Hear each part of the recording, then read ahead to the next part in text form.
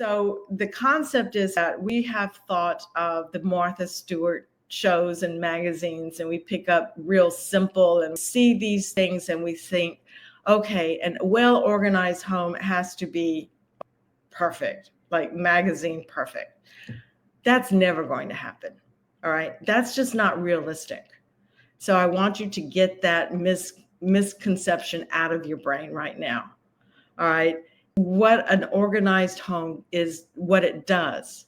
It gives you the access to the things that you have and the time to enjoy them. All right. So when others are misled about when they believe that once their spaces are organized, they're going to achieve the goals that they've always set for themselves. That's not true. Getting organized is just one part of the goals that they may have set for themselves.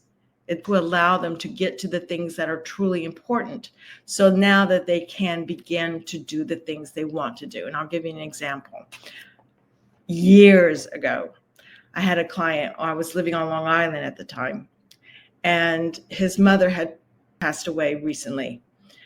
She lived with him since his father had passed. And what she did was they were living in Texas, and she would send articles and things to everybody that she would clip out. And so she would have all these papers everywhere in the kitchen and all over the place. You know, you have to stay connected. This was like pre-email way back then, 98. Okay. And so she would send these out, and this was who she was. This is how she had her family connected, because they lived all over the United States. And so when she passed away, I got a call from this gentleman. He says, I'm a baker at heart. I want to open up a bakery, but my kitchen is a mess because of the past. My mother has passed, but I still have all this stuff that's a reflective of her. And I feel guilty if I don't take care of this and in a way that is honoring her, so that I can maybe do the same thing and maybe help keep the family connected like this. But I can't even cook in my kitchen, much less look at recipes for baking. So I came over there, we got everything together. Short story is that we got everything organized. He loved it. So he calls me up a couple of weeks later and he goes, Eileen, I had a big aha moment. He said, I was so convinced that I had to honor my mother by keeping up with the things that she was doing for the family. But now I've learned that I don't have to keep articles, that I can go on the computer and I can send them these things, and I don't have to clip them out of all the magazines, and I don't have to do this. I can do this in a way that she did not even understand.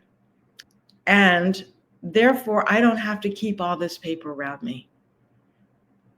He says, so when I let go of this paper, then that's going to free up all this space in my kitchen to allow me to work on the baking I want to do for my bakery. And I went, all right. He didn't realize this until the space was organized. It wasn't organized for the goal in mind. It was organized so that he could think. Do you understand? It's not just a one-step process. When you begin organizing, all of a sudden, new thoughts, new transformations, new concepts are going to come into your brain that you had not thought of before, because all of a sudden there will be clarity and there will be a mindfulness and a purpose sent from Holy Spirit into your life that you did not even understand at the beginning of the decluttering and organizing process. And that's what happened to this gentleman. Then I think 6 months later, I got the call was, come on down to this town. I opened up my bakery. You got to see that. You got to try this. You know, here's these things I want to give you because this never would have happened without you. His purpose was fulfilled because he finally got it. He got the concept of transforming his kitchen wasn't to put it into perfectness. It was to allow him the space to fulfill his purpose. So I hope that it's been very, very enlightening as to what organizing does. It's a process within a process.